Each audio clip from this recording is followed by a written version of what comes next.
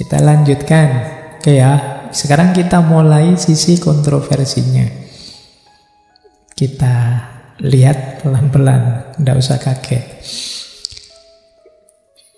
Jadi kata Ar-Razi, hakikatnya manusia itu tidak membutuhkan nabi, tidak memerlukan wahyu atau kitab suci atau mukjizat.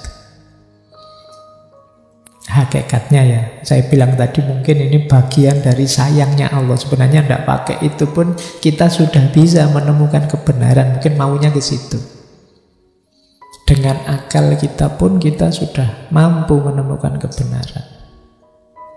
Tidak harus perlu diberi nabi, wahyu, kitab suci, mukjizat dan lain sebagainya. Jadi asumsi besarnya ini.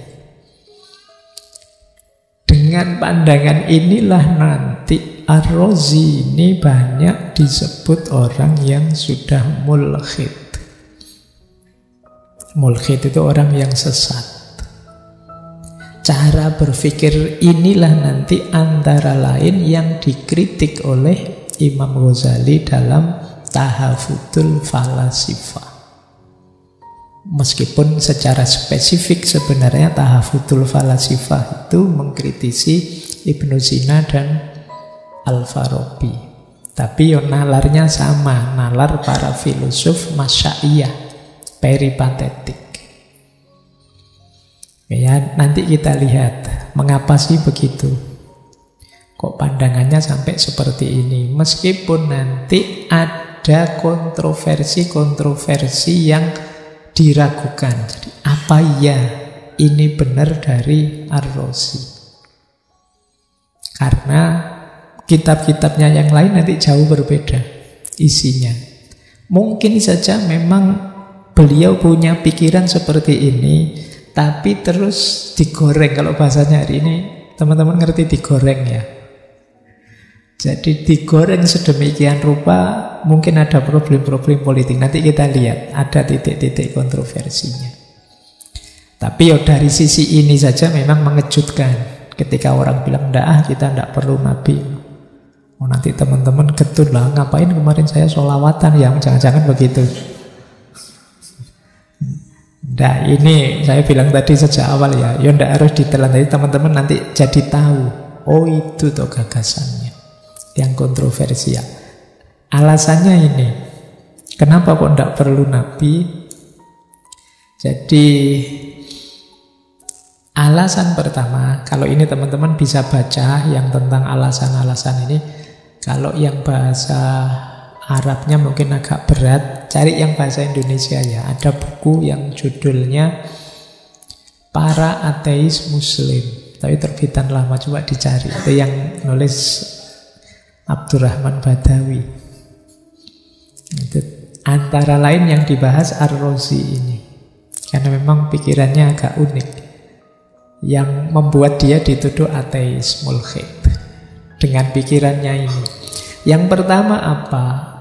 Untuk membedakan baik dan buruk, modal akal saja sudah bisa, kata Ar-Razi. Tidak perlu tadi bantuan Nabi lah, Al-Quran lah, dan lain sebagainya. Yang kedua, manusia itu kata Ar-Razi sebenarnya sama saja semua. Kapasitas, potensi, dan lain sebagainya sama. Yang membedakan apa? Pengalaman hidupnya saja.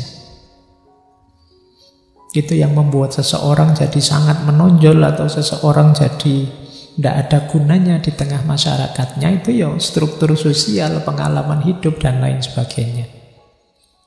Makanya bahkan seorang nabi pun begitu.